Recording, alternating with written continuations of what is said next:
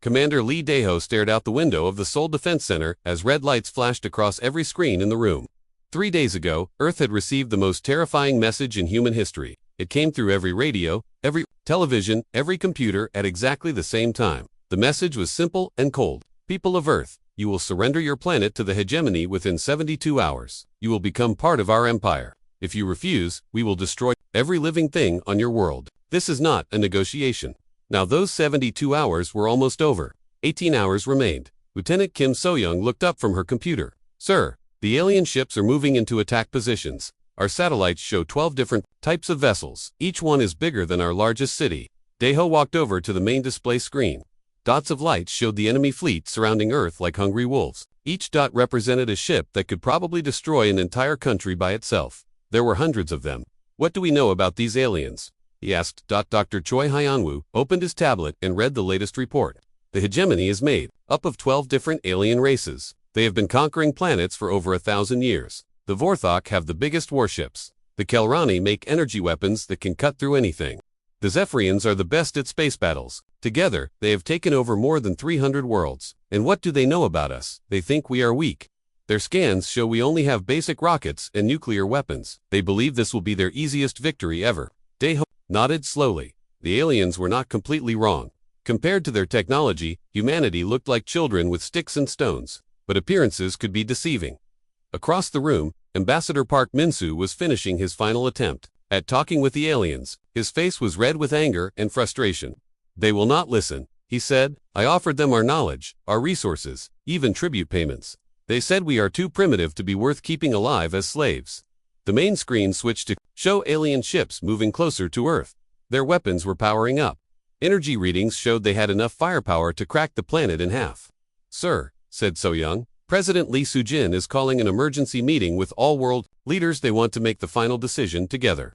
For the first time in human history, every nation on Earth was working together. Countries that had been enemies for centuries were now allies. Wars that had lasted decades ended overnight. Religious leaders who had never agreed on anything were praying together.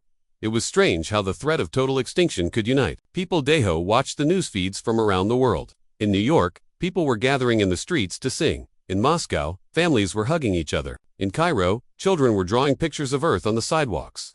In Tokyo, old and young were sharing stories about their lives. They are not acting like people who expect to die, observed Dr. Choi. No, agreed Daeho. They are acting like people who have made their choice.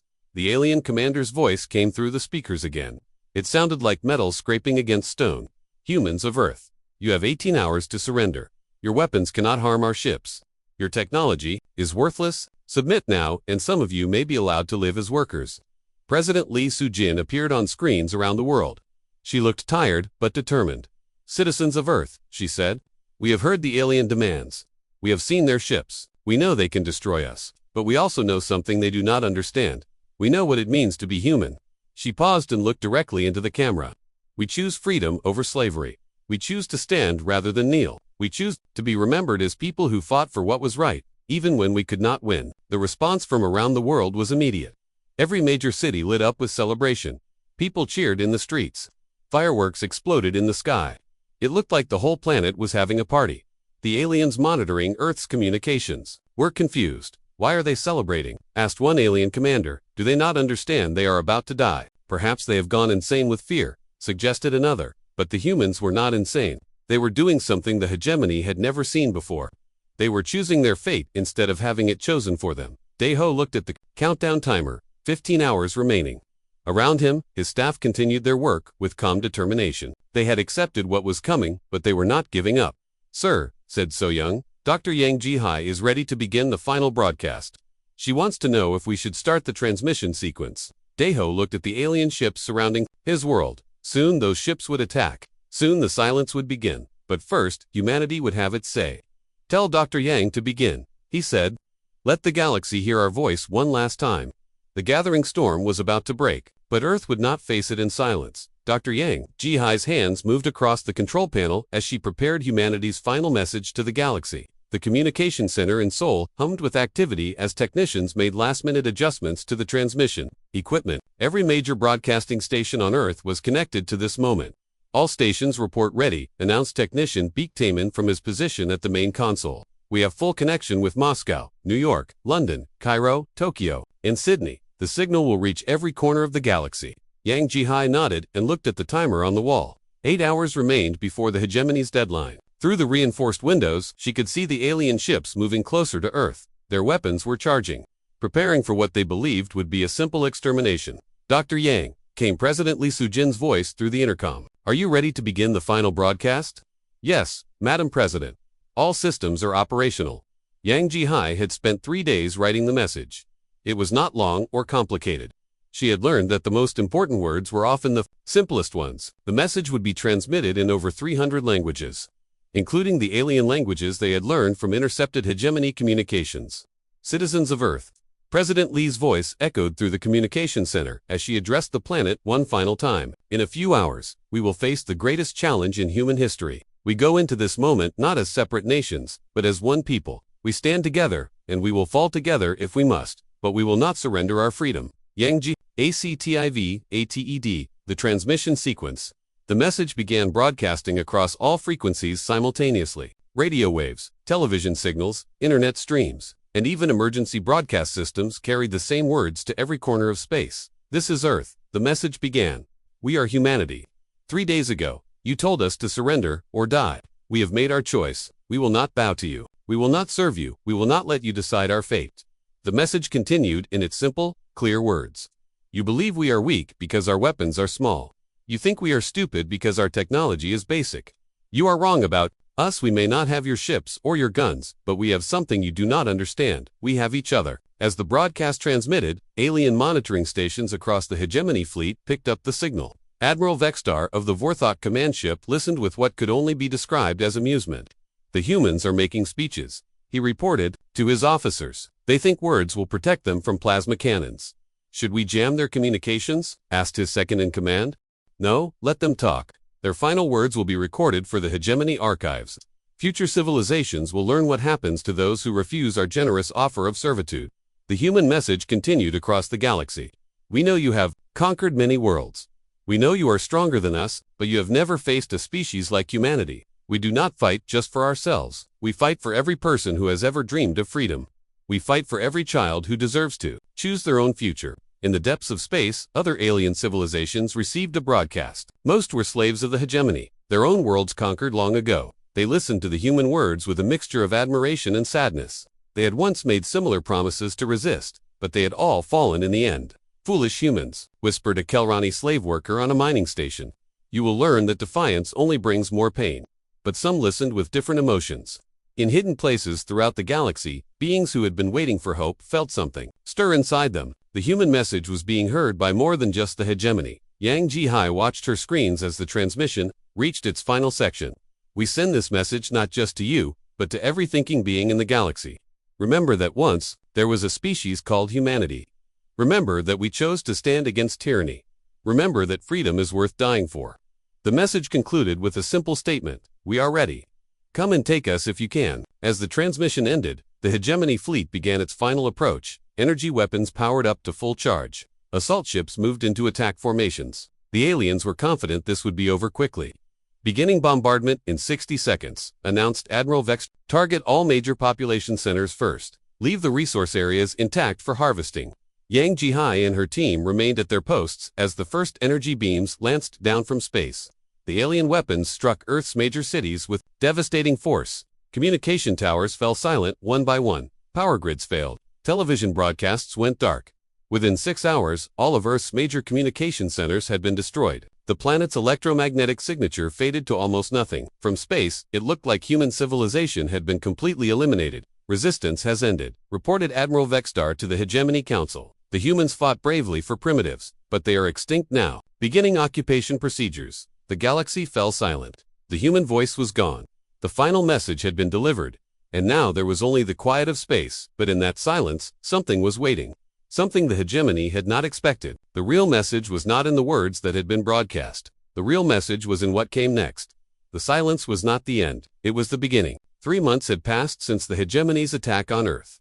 The planet hung in space like a dead rock, its cities dark and silent. No radio signals came from the surface. No ships launched from its ports. The electromagnetic noise that had once filled Earth's atmosphere was gone. Replaced by the quiet hum of natural radiation, Admiral Vextar stood on the bridge of his command ship, looking down at the conquered world through the main viewing screen. "Status report," he ordered. "All human resistance has been eliminated," reported his tactical officer. "Our ground forces have established mining operations on 6 continents. No organized military activity detected. The conquest is complete." Vextar nodded with satisfaction. The humans had talked big, but they had fallen just as easily as every other primitive species the hegemony had encountered. Their final broadcast had been touching, in its way, but ultimately meaningless. Words could not stop plasma cannons. "What about those energy readings Commander Vexrel keeps reporting?" asked the tactical officer. "Background radiation," Vextar replied dismissively. "Residual effects from our bombardment." Vexrel sees patterns where none exist. "The scanning division has too much time on their hands now that the war is over." Deep in the ship's sensor bay, Commander Dextrel frowned at his displays. The energy signatures were getting stronger, not weaker. They appeared on 17 different frequencies, pulsing in mathematical patterns that seemed organized to be random, but every time he reported his findings, his superiors told him to focus on more important matters. "Sir," said his assistant, "the patterns are becoming more complex. Look at this sequence." Vexrel studied the data. The energy pulses followed prime number sequences, then shifted to Fibonacci patterns, then moved to something that looked like binary code. "Natural radiation does not behave this way," he muttered. "Should we investigate?" Admiral Vextar has made his opinion clear. "We monitor and report. Nothing more." On the surface of Earth, hegemony mining drones worked their way through abandoned cities, cataloging resources and stripping useful materials. Their sensors detected no human settlements, no hidden bunkers, no signs of organized resistance. The planet appeared to be returning to nature, with plants growing over roads and animals moving into empty buildings. The drone operators found this peaceful. After months of expecting ambushes and guerrilla attacks, they had finally accepted that the humans were truly gone. Earth was just another dead world waiting to be harvested. But 50 kilometers beneath the Pacific Ocean, in a facility carved from solid rock, Dr. Kong and Sue watched displays showing every hegemony position on and around Earth.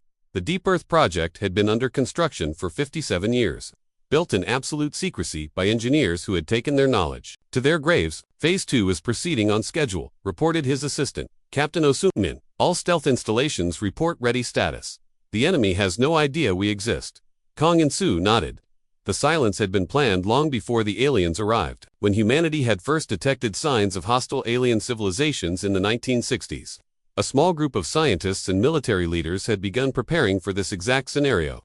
While the world went about its daily business, they had been building a shadow civilization beneath the Earth's crust. "The hegemony believes they destroyed our communication networks," said Osungmin. "They do not realize they only destroyed the fake ones we built for them to target. The real human communication system was based on quantum entanglement, invisible to alien sensors. Hidden bases on every continent were connected through this network, along with installations on the Moon, Mars, and the asteroid belt that the hegemony had never detected." "Sir, we are receiving a transmission from Luna Base," announced the communications officer. "Captain Park Junhue reports that the alien garrison there is completely unaware of our presence. They walk past our hidden entrance every day." Kong and Sue smiled grimly. The hegemony's arrogance was their weakness. They saw only what they expected to see. To them, humans were a primitive species with basic technology. The idea that humanity might have developed advanced systems in secret was literally unthinkable. "What about our people in the fleet?" asked Osungmin. "Lieutenant Kim Hyojin is still maintaining her cover as a maintenance worker on the Zephyrian command ship. She reports that their security is surprisingly lax. They do not believe humans are capable of infiltration." The hegemony had been so confident in their victory that they had not bothered to thoroughly scan their own vessels for human infiltrators. The refugees they had occasionally picked up from damaged ships were actually deep cover agents who had been planning this mission for decades. Admiral Vextar continued his routine inspection of the conquered system, unaware that human agents were walking the corridors of his own ship. The energy readings that puzzled Commander Vexrel were actually coordination signals between human installations, preparing for the next phase of their plan. "Sir," Vexrel's assistant said quietly, "I have been analyzing the energy signatures. They are not random, they are communicating." Vexrel looked at the data again. The patterns were becoming more obvious each day. Communicating what? I do not know. But the transmissions are increasing in frequency and complexity. Whatever is sending them is getting ready for something. The silence from Earth was not the quiet of death. It was the calm before the storm. Humanity had not been destroyed. They had simply been waiting for the right moment to reveal themselves. That moment was almost here. The first sign that something was terribly wrong came when Admiral Vex lost contact with Patrol Fleet 7 near Jupiter. The 12 ships had been conducting routine sweeps of the outer system when their signals simply stopped. Equipment failure, Vexstar told his officers. These old communication systems break down all the time. But 3 hours later, Patrol Fleet 12 went silent near Saturn. Then Fleet 9 disappeared somewhere between Mars and the asteroid belt. By the end of the day, 17 hegemony vessels had vanished without sending so much as a distress signal. Sir, Commander Vexrel-esque voice was tight with worry as he entered the bridge. We need to talk about those energy readings. Not now, Vexrel, we have missing ships to find. The energy readings are connected to the missing ships. Look at this data. Vexrel activated the main display.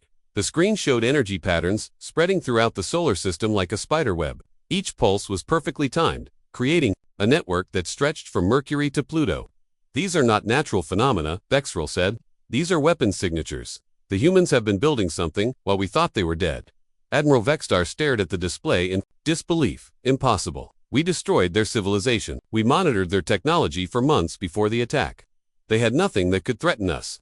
Then explain this. Vexrel switched the display to show real-time sensor data. Massive energy discharges are happening all around us. Our ships are disappearing.